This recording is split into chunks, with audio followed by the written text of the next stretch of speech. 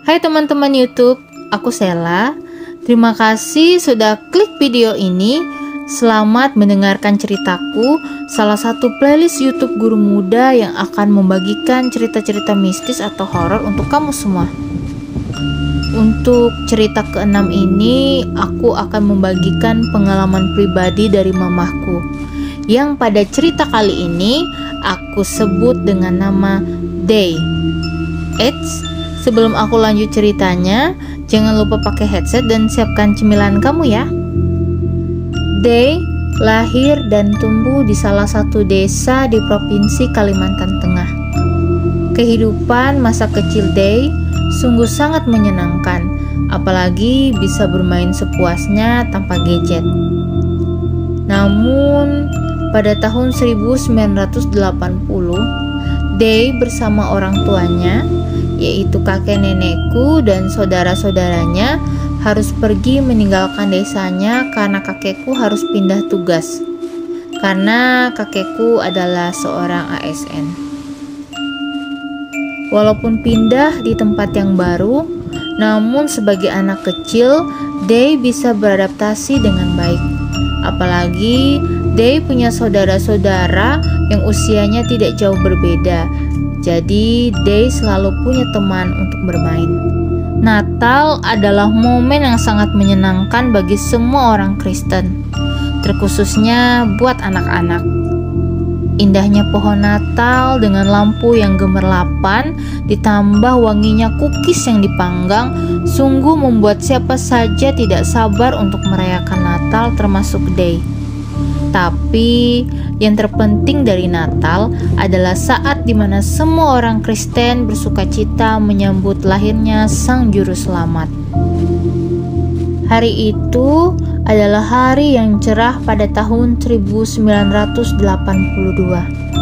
Sebagai anak kelas 5 SD, Natal sekolah minggu adalah Natal yang ditunggu-tunggu oleh Day. Bernyanyi bersama teman-teman, mendengar cerita Natal dari bapak atau ibu pendeta, serta bisa mendapat hadiah Natal. Dengan memakai baju pengantin anak-anak berwarna putih dan sepatu pesta dengan kaos kaki Brenda, Day sudah siap untuk berangkat mengikuti Natal sekolah minggu. Tidak lupa rambut Day yang panjang dikepang dua, khas anak-anak tahun 80-an. Day tidak berangkat sendiri. Dia berangkat dengan adik perempuannya, alias tante aku yang nomor 6. Perayaan Natal tersebut dapat berjalan dengan sukacita, sehingga Days dan adiknya juga bisa pulang ke rumah dengan sukacita. Selain Days, ada juga omnya dan saudaranya yang mengikuti Natal sekolah minggu tersebut. Walaupun mereka omnya Days, tapi mereka seumuran kok dengan Day. Untuk omnya Days dan saudaranya, alias kakeknya aku, kita panggil dengan sebutan Bud dan Sal. Kira-kira sekitar jam 5 lewat atau sebelum maghrib, Bud dan Sal pulang ke rumah setelah mengikuti Natal sekolah minggu. Jarak dari gereja ke rumah mereka tidak terlalu jauh, hanya kurang lebih 1 kilometer. Tapi sepanjang jalan jarang ada rumah warga.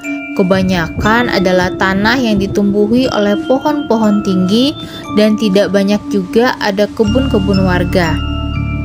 Setengah perjalanan, Bud dan Sal kaget melihat ada Day dan adiknya sedang bermain-main di kebun nanas milik warga sekitar. Jadi, rumahnya Bud dan Sal sama Days ini gak jauh kok, bisa dikatakan masih bertetangga.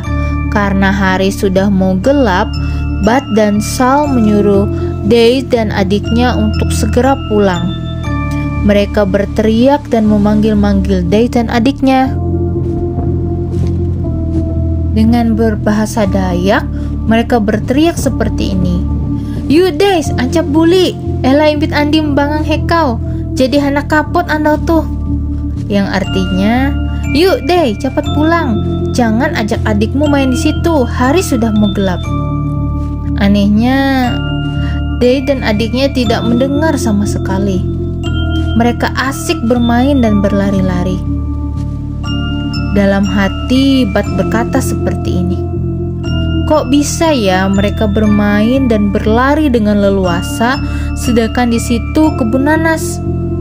Yang kita tahu semua kalau pohon nanas itu berduri, dan kalau tidak berhati-hati bisa membuat kaki kita terluka.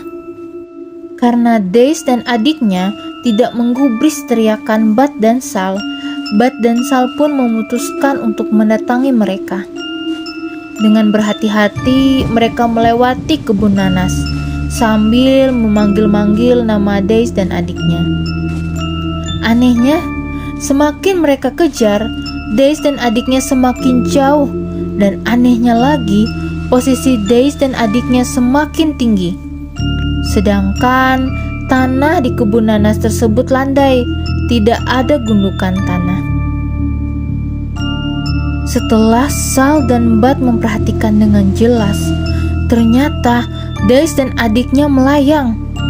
Kagetnya mereka, Daisy dan adiknya tidak hanya melayang, tapi terbang sambil tertawa cekikikan. Bud dan Sal mematung sejenak, karena mereka mengalami hal yang tidak masuk akal. Ditambah lagi saat mereka melihat sosok yang menyerupai Daisy dan adiknya itu berbalik menghadap mereka sambil memperlihatkan wajahnya yang menyeringai. Spontan, Bud dan Sal pun berlari pulang sampai tidak mempedulikan pohon-pohon nanas yang tajam. Kata Day atau mamahku, Bud dan Sal diganggu oleh sosok yang menyerupai atau yang menyamar menjadi Daisy dan adiknya. Itu mungkin karena mereka masih di luar rumah di jam-jam sebelum dan pas maghrib. Jadi buat adik-adik semua harus pulang ke rumah sebelum maghrib ya.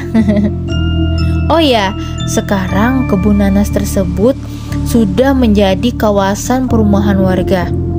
Kata mama sih banyak kejadian horor di daerah tersebut semasa mama masih kecil. Nanti kapan-kapan aku bagikan ceritanya ke teman-teman ya. Ceritanya cukup sampai di sini ya. Terima kasih karena teman-teman sudah mengikuti ceritaku dari awal. Percaya atau tidak itu terserah teman-teman.